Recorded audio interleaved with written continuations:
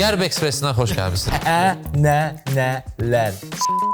Bunu çıxardım buradan. Qalxın. Harry Kane çox Alman zəif sağlayıram. performans göstərir. O ənənələr nə bax? Bəlkə görə boykot eləmirlər Bavariyaya. Boğut çatmır çünki ona görə o başqa məsələ. Chelsea betisi udmasa, yəni Chelsea-ni bağlamaq lazımdır. Xabin sistemində necə işə yarayır? Bomba kimi bro. 3-5-2. Çempion oldu nəhayət ki. Ne oldu? İyi serirsiniz. Nəyi?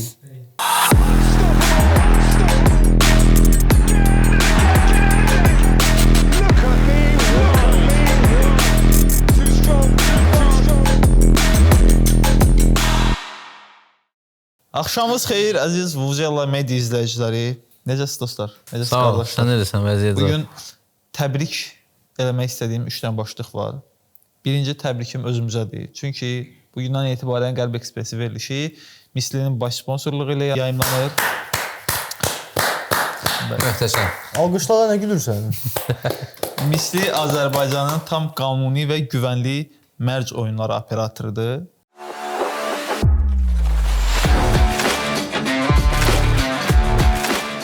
İkinci təbrikim isə, düzdür, verilişimiz adı Qərb Ekspresidir, amma mən ikinci təbriki göndərirəm Günəyə, Cənuba, traktoru buradan təbrik edək.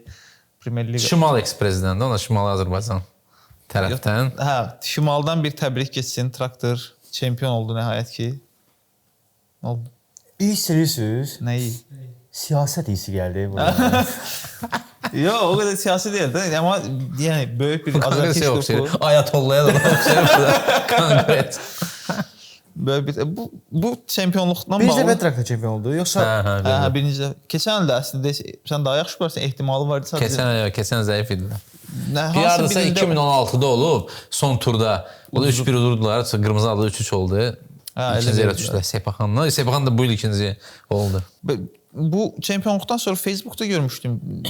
X'da görmüşdüm. Kimsə yazmış ki, Traktor Şimali Azərbaycanda bizim Azərbaycan Respublikasının liqasında olsaydı Qarabağla mübarizə necə gedərdi sizcə? Yəni belə bir topik açmışlar. Əslində həqiqətən bir rəqabət gətirə bilərdi. Mən deməzdim ki, Traktor burada favorit olardı. Məncə mübarizə rəqabət gətirərdi. Olardı məncə. Mənə elə gəlir ki, büdcə və s. digər baxımlardan Qarabağ ondan daha yaxşıdır. Ya Traktor, yəni İran klubunda ümumiyyətlə İranda xarici sərmayə yoxdur, ancaq daxili şeylərdən. Azərkeşlər yox, hə, o mənada hə, mörk satılır, o satılır. Məsələn onların sponsorları daxili bazardan da ancaq. Yəni kənardan bir şey yoxdur. Hətta forma yəni şirkəti hansı ki forma təchizatını alırdı. Hamısı İran şirkətləridir. Yəni Adidas deyil, Puma deyil, o deyil. Bu tərəfdən də yəni belə bir şey eləmək böyük bir işdir. Bu onsuz tək Traktor üçün yox, İranda ümumiyyətlə bu dəqiqə vəziyyət ancaq daxildən. Və maaşlar da əlbəttə ki daha aşağıdır məncə. Hə, o baxımdan Qarabağda müqayisə eləsə. Çünki klub özünü şey eləyir də. Onların məsələn klubun sahibi orada sponsor var ATA Airlines, hansı ki Təbriz avia şirkətidir. Təbrizdən uçuşlar eləyir. O da klubun sahibinindir də o. O da baş sponsordur. Yəni o çox güman ki yeganə qazanc yeri azarkeşlərindən gələn pullardır. Çox güman ki başqa da heç nə yoxdur. Onda keçək üçüncü təbrik. Çox maraqlıdır da. Bizdə bu Traktorlaşın İran çempionatı əməlli başlı kütlə yığa bilir. Mən belə başa düşürəm ki, bizdə baxırsan sağa sola, yəni publar falan, hər şey doludur. Hamı futboldan danışır, amma futbola heç kim getmir. Bakıda getmirlər, rayonlarda gedirlər. Rayonlarda da gedir. Pulsuz da ona görə gedirlər bura.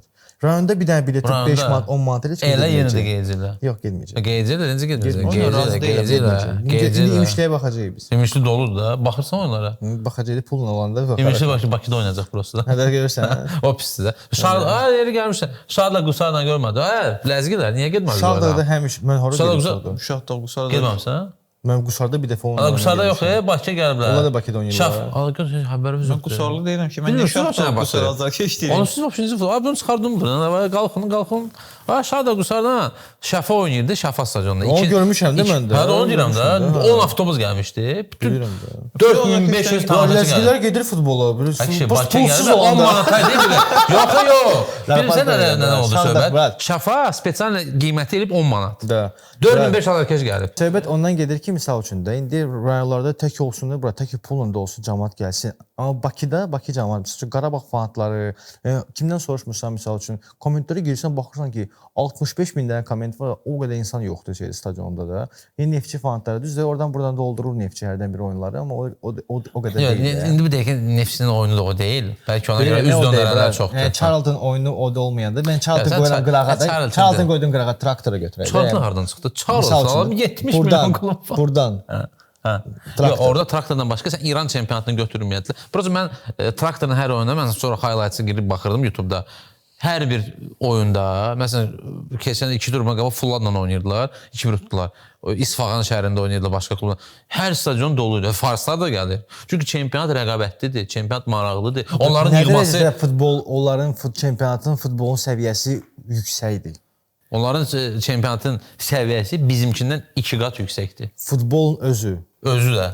Amma Hələ legioner yoxdur, İran futbolçuları özləri də. Traktorun o qədər azarkeşə gəlməsi ondan ibarətdir ki, traktorun azarkeşləri özləri fars hesab etmirlər. Və özləri göstərmək üçün bunu eləyirlər. Nəysə, bu ilə də Qərb Ekspresinə xoş gəlmisiniz. Və keçək Qərbə, 3-cü təbrikimizdə. Qərbdə nə var, burada? Nə var, şərqdə var? Harry Kane-i təbrik edirəm, Bayern Münxen azarkeşlərini təbrik edirəm. İran Azərbaycan futbolçusundan Harry Kane-i təbrik eləmək çox böyük şeydir. Qərb Ekspresin Şərq Ekspresi eləmişdiniz də, imkan verin keçin Şimal də Qərb. Ekspres. Harry Kane. Bəli, oldu. Amma çox maraqlı bir söz. Harry Kane. Harry Kane. Gördünüz o momenti? Bavariya oyunu durdu. O bilmir necə sevmək lazımdır. Lazımdır. O bilmir necə sevmək lazımdır. O qədər onun üçün yadı idi bu Gördünüz o şey. məşhur şəkli? Kimmich, Erik Dyer və Harry Kim Kane. qanədi və qaqa indi sənə göstərəcəm necə sevmək lazımdır. Adlandı pro ilə falan. Başladılar zaten. Nə bileyim, prosta bu bir sənə çox Harry Kane qınamıram mən, amma çox asan yol seçdi. Hə. Yəni Bavariyaya gəlirsənsə, Və Birinci dəfədən alınmadı. Birinci dəfədən də alınmadı. Hə, asan yolu da çətinləşdirdi. Hə. Bədnamdır biraz. yəni Temo, nə bilim, təbriklər də, yəni okey də. Bu amma Amma wow, yəni Harry Kane wow oyun göstərmir. Harry Kane. Harry Kane oyun göstərmir. Həmişə Düzdür, tərəfdirdim onu statistikalarını baxsan ortalama üstündə statistikalar var. Rəqəm olaraq çox yaxşıdır, amma sən demişkən oyun Evet, göstərmir. bu ilki- Amma bir məsələ var, çox üzr istəyirəm. Bəlkə də oynadığı oyunu olaraq görməməyimizin səbəbi və dünya mediasının olaraq təbliğ eləməməyin səbəbi Wow. Bundesliqada oynamasıdır. Yox, brat, Lewandowski Bundesliga. Ümumiyyətlə zəif çempionat idi bu il. Ona görə də Brat, Lewandowski də Bundesliga-da oynayırdı. Lewandowski'nin vaxtında Hər Bundesliga şey, brat. Avropada da bunlar parda İndi də Avropada finalda deyil oynayırdılar ki. ikisi də.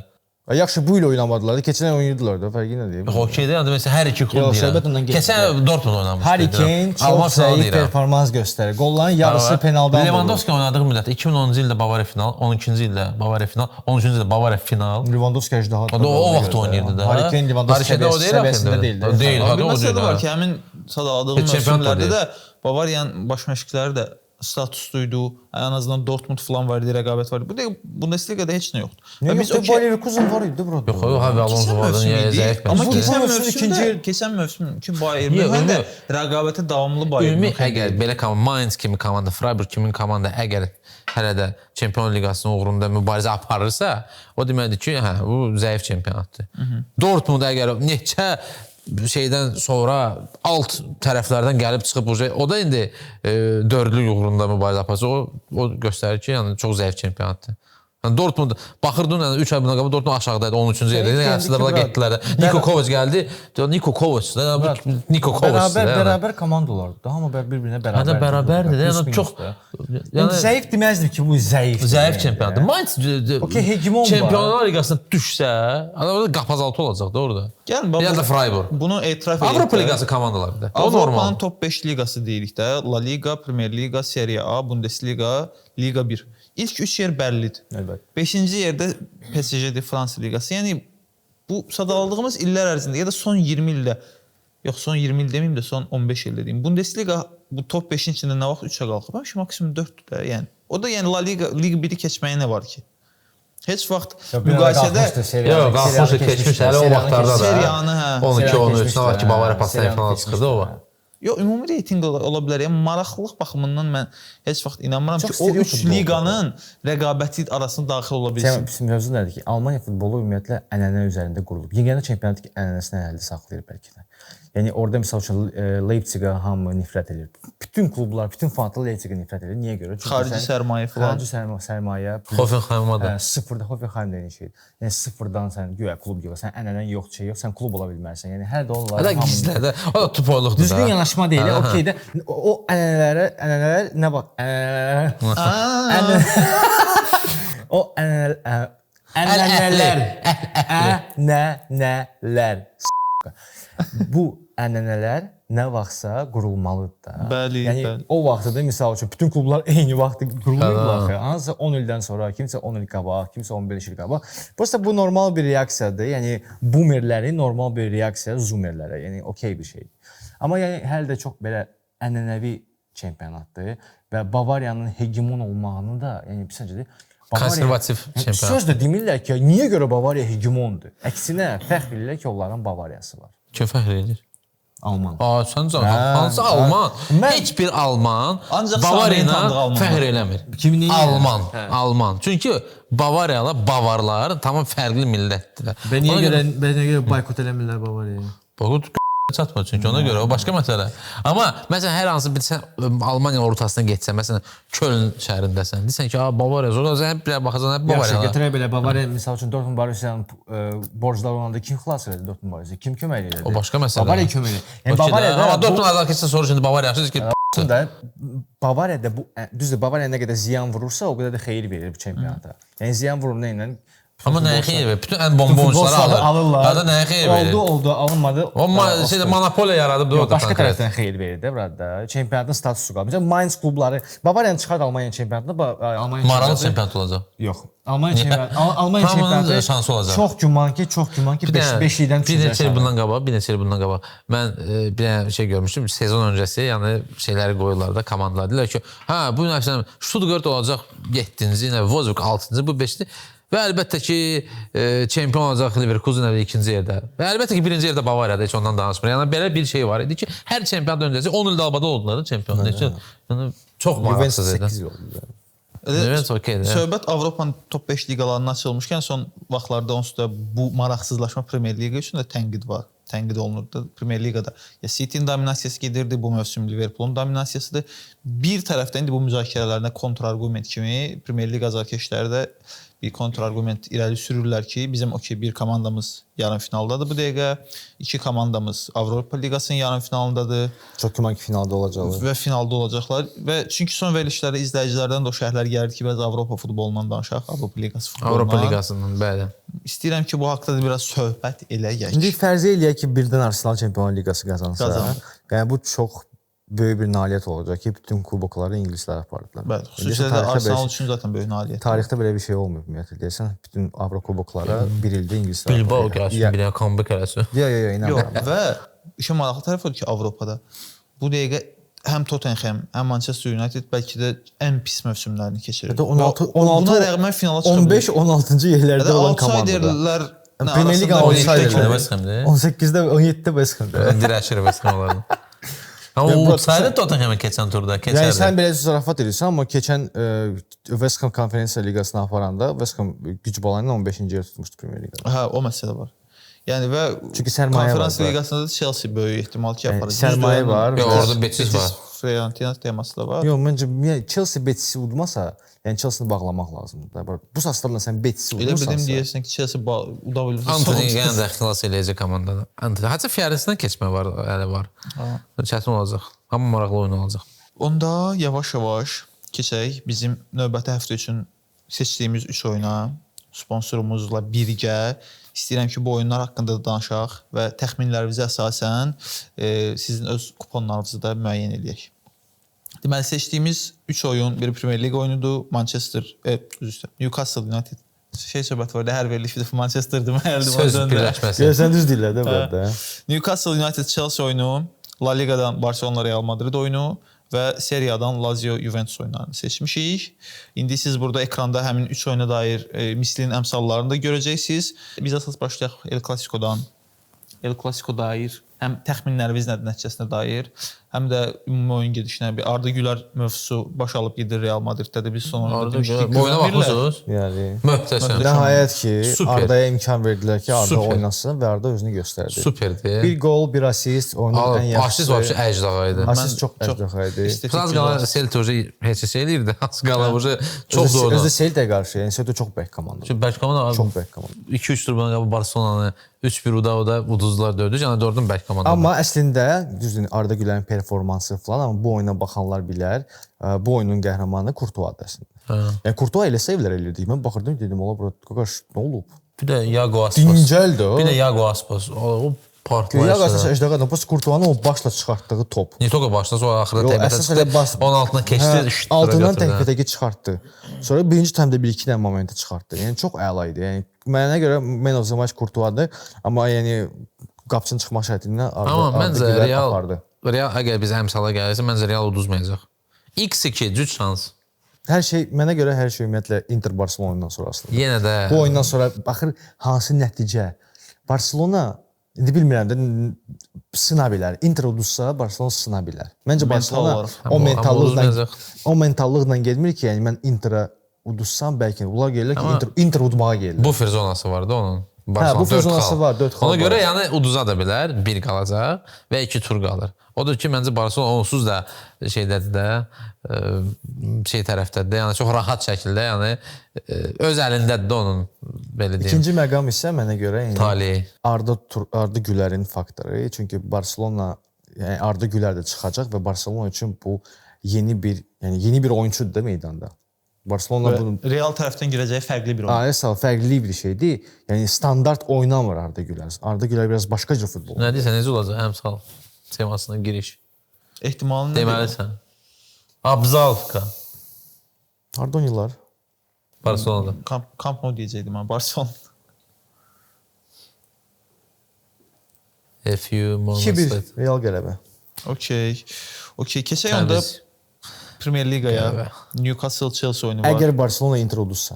Bu arada Newcastle Chelsea keçməmişdən əvvəl Trendin də transferi rəsmiləşdi və Xabi Alonso'nun da transferi böyük ehtimal rəsmiləşəcək. Yava. Baxarıq. Trend Xabi'nin sistemində necə işə yarayır? Pombo kimi bro. 3-5-2. Davay. Frimpong kimi. Frimpong kimi. Əslində də məntiqli. Prosto gərək o 3 dənə də stolba alsınlar amma arxaya. Xabi'nin sistemi. Lazımdır. Saliba'nın adı keçir böyük ehtimalla. Hətta belə bir söhbət gördüm ki, Arsenal təklif edib ki, Saliba'nı müəyyən məbləğ pul və üstündə Tchouameni ilə satmağa razıdır. Bu çox pis bir şey olacaq Arsenal üçün. Çünki Arsenal bir də Saliba kimi müdafiəçi tapmayacaq. Plus da ikinci moment var. Əgər Barcelona qalib gəlsə, kuboku qazandı, Çempionlar Liqasını qazansa və çempionatı qazansa, Treble edəsə. yəni Perez bir 900 milyonu qoyacaq ortalığa ki, bilət hamını alıram bilət. Ultra Galacticos bir dənə. Çıxardacaq belə deyəcək ki, bilət gəlin. Mirs, hamısı gələcək. Şlankın ağzına sıcaq. Hamısı 100 milyon. Yenə aləm dəyəcək bir-birinə. Ona görə Qurban sənə barsa udmada, bir dənəsini udma heç olmasa. Hadi bir mövsüm pay ver. Çempionlar Liqasını ud, çempionatı udma. Newcastle Chelsea. Yəni top 4 uğrunda, Çempionlar Liqası uğrunda ki, mən böyük ehtimal top 5 uğrunda Mən səsimi İsaka verirəm. Chelsea son oyunlara çox babat. Ki Liverpool'da utdular. Düzdür, Liverpool necə Liverpool utdular məsələsi. Cole Palmer axır ki oyandı. Amma mən də fikirləşirəm ki, mən Nuno birinci topda da onun epizodunda o şey idi orada. Rezultatı necəsə. Yəni mən fikirləşirəm ki, Chelsea yaxşı formadadır, amma Newcastle məncə ondan da yaxşıdır. Ona görə də mən yenə də səsimi 2-yə verirəm. Səsimi belə deyim, bir yarım üst. Belə deyərdim. Mən də elə deyirəm ki, başı çıxanlar kimi də heç də xəbərim yoxdur. Bir yarım üstünə desən Allah nədir bu bir yarım? Cəmaət bilir. Mən də 2 goldan çox olacaq. Oyunda 2 goldan çox olacaq. Mən başa fikirləşirəm. 2-2 olsa oje bir yarım mən fikirləşirəm ki, oyun bol qollu olacaq. Öndəlik mənə razıyam. Çünki nə onlar, nə bunlar müdafiə oluna bilmirlər. Newcastle ancaq Liverpool-la nəsə müdafiədə oynadı. Dəli kimi. Dan Burn orada o belə Maldini muduzlaşdı. Newcastle axırıncı oyunda Brightondan 3 dənə penalti verdi sizə. 3-ünü də atmaya elədi.